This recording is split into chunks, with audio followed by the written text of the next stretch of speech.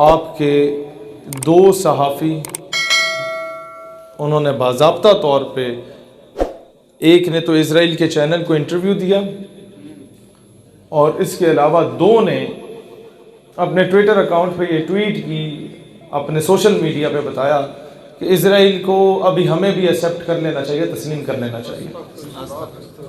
ये कोई बुरी बात नहीं है जो उन्होंने की, ज़्यादा बुरी बात यह है कि उसे अभी तक रोका किसी ने। किसी ने आज तक शट अप कॉल नहीं दी, किसी ने आज तक रियासती इदारे ने यह नहीं कहा।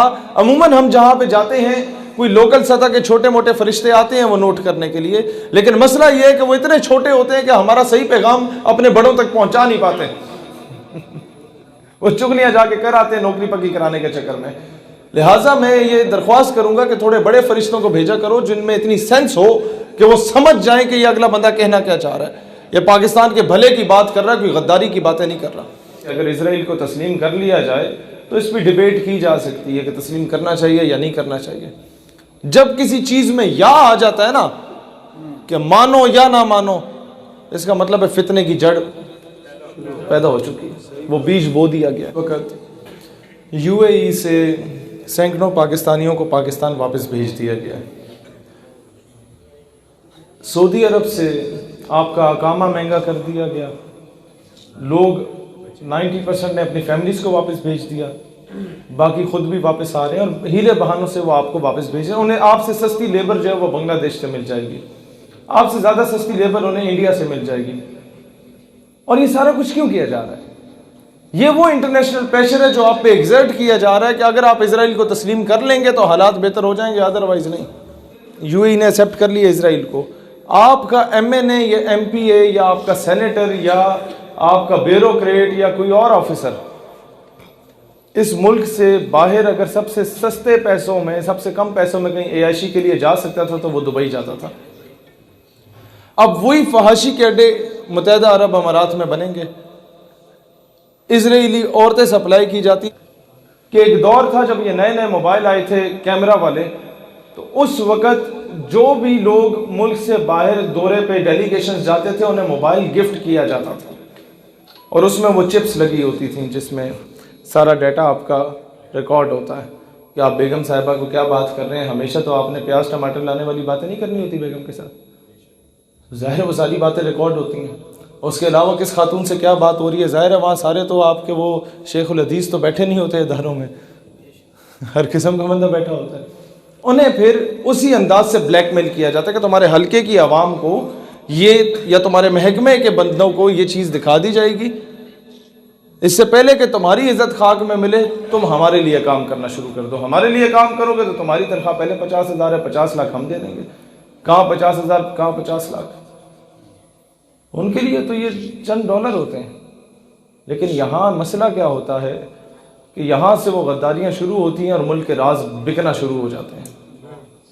तो इन चीज़ों को कंट्रोल करने के लिए मैं यही उन छोटे फरिश्तों से कहता हूँ कि अपने बड़े फरिश्तों को अच्छा पैगाम पहुँचा दो कि मुल्क से बाहर कोई बंदा जाए तो उसको ये पाबंदी लगाई जाए कि वो गिफ्ट ना ले।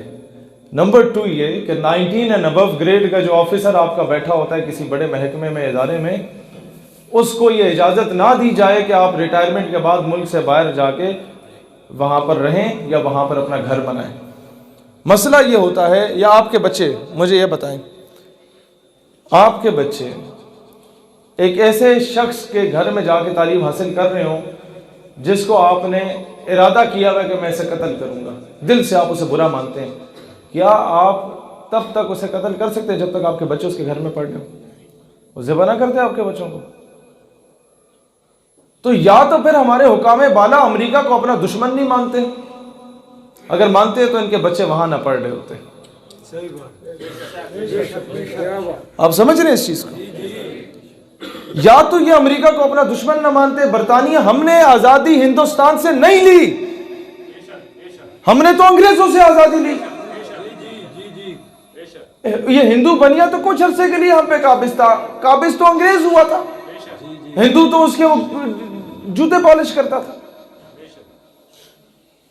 जब आपके बच्चे ये गोलू मोलू, ये गोंगले जो बैठे हुए हैं दो जो अपनी दादी नानी के जनाजे पे आने को तैयार नहीं होते, जब वो बरतानिया में बैठे हुए हैं तो क्या आपका साबिक वज़ीर आज़म साहब क्या बरतानिया के ख़िलाफ़ चूं चना कर सकते हैं? नहीं कर सकते। नहीं कर सकते। आपके मौजूदा वज़ीर आज़म साहब, उनके बच्चे कहाँ बैठे हुए? मुल्क से बाहर बैठे हुए हैं, कभी बरतानिया कभी अमेरिका। तो क्या कोई चूं चना उसके बारे में हो सकती है? नहीं हो सकती। तो ये 2-3 करारदादें पेश करवाना आप लोगों की जिम्मेदारी है। MLA साहब के पास जाते हैं ना, साडा मुंडा भर्ती करा दो, जाते हैं ना। हकीकत आपने वोट दिया, आपने उस पर एहसान किया, उसके आगे पीछे गाड़ियां जो आपकी वजह से है ना। देखें, आज फ्रांस ने गुस्ताखी की है ना, उससे पहले हॉलैंड ने गुस्ताखी की, उससे पहले न्यूजीलैंड में गुस्ताखी, उससे पहले डेनमार्क में गुस्ताखी, उससे पहले नॉर्वे में, सिलसिला चलता रहा, उससे पहले अमेरिका में। इसका मुस्तकिल हल क्या है? गैरतमंद क़यादत कब आएगी आपके पास? 2-3 करारदादें आपने पेश करवानी है और मंजूर करवानी है। उसके लिए आपको एक कुर्बानी देनी पड़ेगी। आप में से तकरीबन हर बंदा गया होगा MLA के पास, मेरा बच्चा, मेरा भतीजा, मेरा भांजा भर्ती करा दो। 1-2 के भर्ती हुए होंगे, बाकियों को लारा ही मिला होगा ना। इसी तरह लिहाजा लारा लगवाने से बेहतर है उन्हें को MLA साहब आज हम अपना बेटा भर्ती कराने नहीं आए, MLA साहब आज हम अपने गली पक्की कराने नहीं आए, MLA साहब आज हम कीमे वाला नान खाने नहीं आए, आज हम बिरयानी की प्लेट पे बिकने के लिए नहीं आए, MLA साहब आज जो है हम गली नहीं पक्की कराएंगे, आज हमारे गांव में गैस नहीं लगती, ठीक है MLA साहब नहीं लगे, कोई मसला नहीं है, हमारे प्यो दादे गैस के बगैर भी जिंदा थे ना, तो बाद में भी जिंदा रह लेंगे, कोई मौत नहीं पड़ती उन्हें। हाँ, होनी चाहिए, अच्छी बात है, हमारा हक है, लेकिन फिलहाल हम इसके लिए नहीं आए। बिजली आती या नहीं आती ये एक सेकेंडरी चीज़ है। आप एक करारदाद ज़रा जाके पेश कराएं कि 19 ग्रेड से बड़ा जो ऑफिसर होगा वो रिटायरमेंट के बाद ना बाहर रहेगा, ना उसके बच्चे ड्यूरिंग हिज ड्यूटी वो बाहर जाके तालीम हासिल करेंगे, और अमेरिका में तो बिल्कुल भी नहीं। नंबर 2, एक करारदाद पेश करवाएं जिसके बाद शायद हमारा वापस जाना भी मुश्किल हो जाता है इस तरह की बातें करते वक्त, या आपके काले डालों वाले यूं यूं जाके हम हमारे आगे से गुजरते हैं। वो करारदाद ये पेश करें, ब्यूरोक्रेसी में कादियानियों की भर्ती पे पाबंदी होनी चाहिए। आपके सारे जो मुल्क से ये जिस तरीके से घुसे हुए हैं ना आपके, देखें मैं अक्सर लोगों को क्यों कहता हूँ, अभी मैं जहाँ वो अंकल के पास बैठा हुआ था, क्या बात होती थी कि अपने बच्चों की अच्छी तरबियत करके उन्हें महकमों में, इदारों में भेजें। मैंने 22 नवंबर को पिंडी में जलसा किया हमारे नौजवानों ने, तो मैंने एक बड़ी ओपनली बात की थी, उसके बाद हमें बड़ा कुछ सुनने को मिला। मैंने कहा अपने बच्चों को ISS भी कराएं, CSS कराएं, उन्हें महकमों में, इदारों में भेजें, फौज में भेजें, ताकि 20 साल के बाद जब वो किसी मकाम पे पहुंचे तो किसी अच्छे सियासतदान को इलेक्ट करके लाएं। तो सारे हंस पड़े कि नहीं यार ये आपके, मैंने कहा सच है। सही बात। और ये सिर्फ ये कोई बुरी बात नहीं है, ये हर मुल्क की एजेंसी की जिम्मेदारी होती है कि वो अच्छी क़यादत लेके आए, लेकिन अगर कोई बंदे का पुत्र बैठा हो तो उसे लेके आए ना।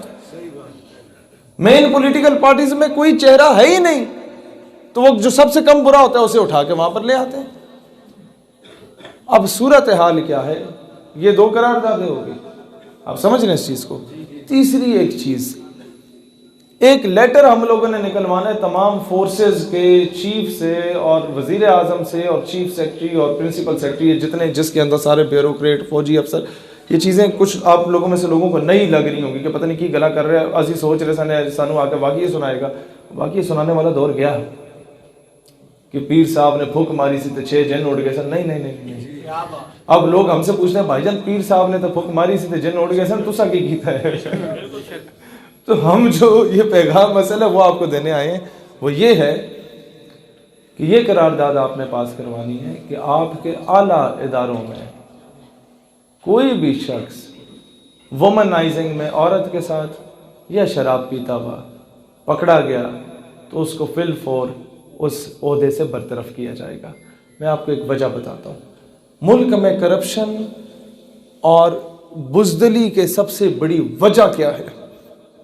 एक ऑफिसर की जो तनख्वाह होती है वो किसी भी महकमे का हो, इदारे का हो, वो शुरू होती है 17वें ग्रेड का है तो 40-45 हज़ार से 50 हज़ार से, वो 22वें ग्रेड तक पहुंचेगा ना तो अक्सरियत की तनख्वाह 2 लाख 2.5 लाख होती है बस। और कहेंगे 2 लाख 2.5 लाख बड़ी शायद होती है, कुछ भी नहीं होता। मैं आपको बताता हूँ, जो अक्सर अफसरान हैं वो 18वें 19वें ग्रेड तक मुश्किल से मर मर के पहुंचते हैं। अब उनकी तनख्वाह जो होती है वो 1,00,000 1,50,000 होती है। अब उनके 3 बच्चे होते हैं जो यूनिवर्सिटी में पढ़ते हैं, जिनकी 6 महीने का एक सेमेस्टर होता है, जिसकी फीस होती है 1,25,000। और बेगम को जो उन्होंने कपड़े लेके देने होते हैं वो अलग होते हैं, बच्चों की पार्टियां, उनके स्कूल का खर्चा वो अलग होता है, बच्चों को 3 बच्चे हैं तो तीनों की अलग गाड़ियां होंगी, उनका खर्चा अलग होता है, घर में 4 एसी लगे होते हैं, एक अपने कमरे में, 3 बच्चों के अलग अलग कमरों में, उनका खर्चा अलग होता है।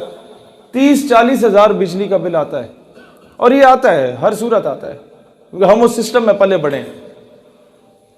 तो ये जो वुमेनाइजिंग में, जो ये गलतकारियों में, जो ये बदकारियों में जो औरत के साथ जाके पैसा लगा के लाते हैं, तो ये औरत भी अपने टाइप की लाते हैं जनाब अली। ये 30-40 हज़ार एक रात का खर्चा करते हैं, एक ऐसी जगह पे लेके जाते हैं जो सिक्योरिटी पॉइंट ऑफ व्यू से क्लियर हो, जहां पर छापा ना पड़ता हो, वो फार्म हाउस बुक कराने पड़ते हैं। और जब इन्हें इन चीज़ों की लत लग जाती है तो आप सिर्फ ये देखें, 40 हज़ार मल्टीप्लाई पे 5-6 करें ना महीने में, 5-6 बार ही अगर इन्होंने उल्टी हरकत करनी है तो 3-4 लाख का तो ये इन्हें डज पड़ता है।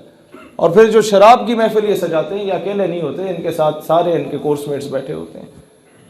और शराब भी वो 150 रुपये वाली नहीं होती, वो ठीक ठाक महंगी होती है।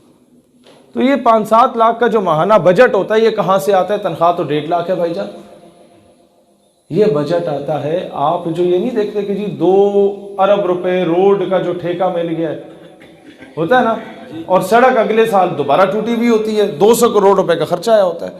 ये पैसे मारते हैं वहां ठेकेदारी के, फिर ये पैसे मारते हैं नॉन कस्टम गाड़ियों के, फिर ये पैसे वहां से काबू करते हैं जो ये ड्रग डीलिंग होती है, जो अफीम, हेरोइन और ये हर किस्म की गलत आपके वो नशे होते हैं, नशावर चीजें, उनकी इंपोर्ट एक्सपोर्ट में। और एंड पे जब हराम की लत लग जाती है ना, तो फिर ये मुल्क के राज बेचते हैं।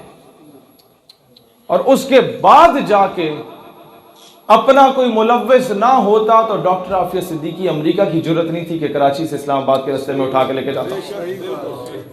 अपना कोई बिका हुआ ना होता तो रेमन डेविस ने बाहर नहीं जाना था। अपना कोई बुज़दिल ना होता तो कर्नल जोसेफ ने रात की तारीकी में मुल्क से बाहर नहीं जाना था।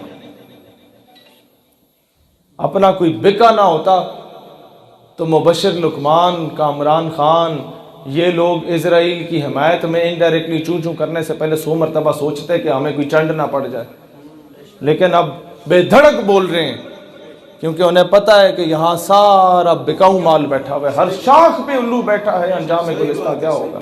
मैं किस मुंह से आके आपको वो वाक़या सुनाऊं कि इन जो है सी थे, उन जो नहीं होया सी।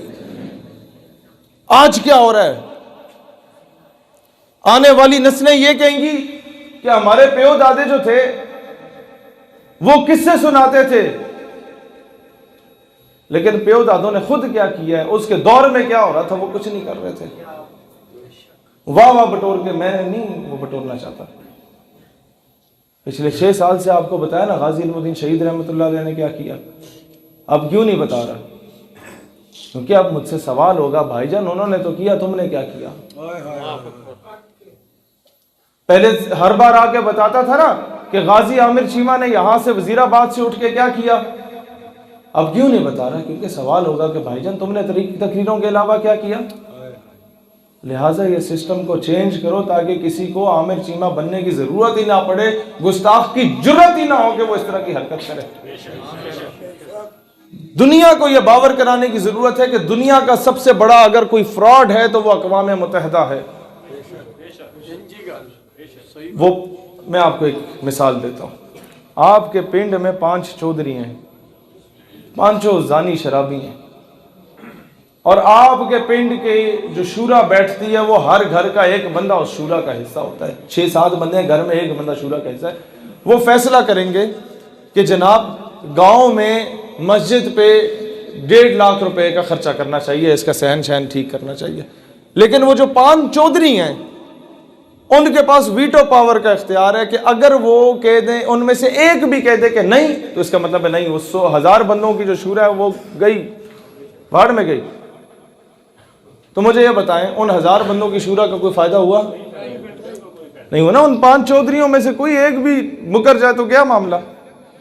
तो इस पूरी शूरा की जो कमेटी है मजलिस शूरा का कोई फायदा?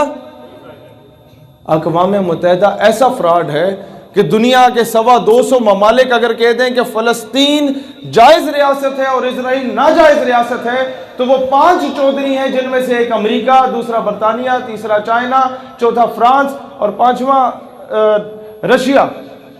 इन पांचों में से कोई एक भी कह दे कि नहीं इजराइल जायज़ रियासत है, तो 250 ममालिक गए भाड़ में। जो उसने कह दिया वो सही है। तो ये फ्रॉड है कि नहीं है?